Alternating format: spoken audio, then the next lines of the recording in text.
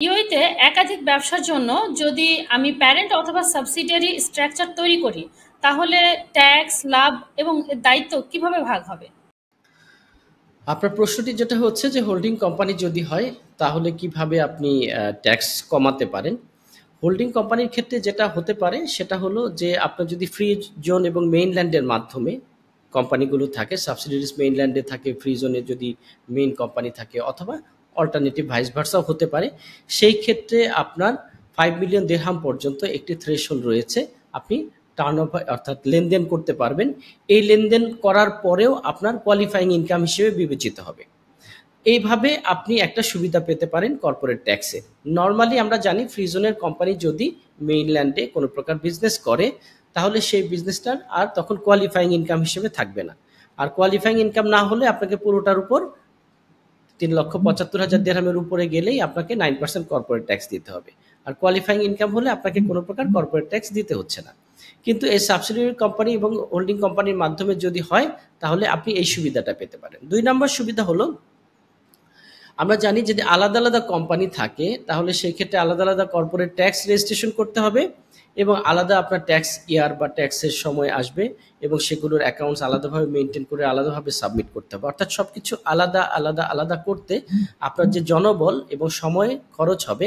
কিন্তু holding company যদি হয় তাহলে আপনার একটা ট্যাক্স গ্রুপ করে ফেলতে পারবেন। যদি মাদার কোম্পানি 95% অর্থাৎ শেয়ার তার চেয়ে বেশি হোল্ড করে, তাহলে আপনি ট্যাক্স গ্রুপ করে নিতে পারেন। তাহলে সমস্ত কোম্পানিগুলো যারা ট্যাক্স গ্রুপের ভেতরে থাকবে, সেই ট্যাক্স গ্রুপের আওতাধীন একটা সাবমিশনের মাধ্যমে কর্পোরেট ট্যাক্স সাবমিশন হয়ে যাবে। তো এই জন্য হোল্ডিং কোম্পানি এবং সাবসিডিয়ারিজ হলে এই জাতীয় সুবিধাগুলো আপনি পেতে পারেন। এছাড়াও আরও অন্যান্য ধরনের আপনার ডকুমেন্টেশনের দিক থেকে আপনার ডবল ট্যাক্সেশনের ক্ষেত্রে আপনি সুবিধা পেতে পারেন। যদি আপনার আহ, যদি বাহিরের দেশের কোনো কোম্পানি এই দেশে হোল্ড করে শেয়ার, তাহলে আপনি এই দেশে যে মুনাফাটা হচ্ছে সেই মুনাফা কিন্তু আপনার হোম কান্ট্রিতে পাঠালে সেখানে আপনার ইনকাম ট্যাক্সের উপর, অথবা যদি কোনো দেশের ডবল ট্যাক্সেশন রুলস অনুসারে আপনাকে একবার যদি কোনো কোম্পানির মুনাফা কোনো কান্ট্রিতে আপনি দিয়ে দেন, তাহলে অন্য কোথাও এই টাকাটা নিয়ে গেলে আপনাকে আর ট্যাক্স দিতে হবে না। এই জন্য এই ধরনের সুবিধা আপনি পেতে পারেন।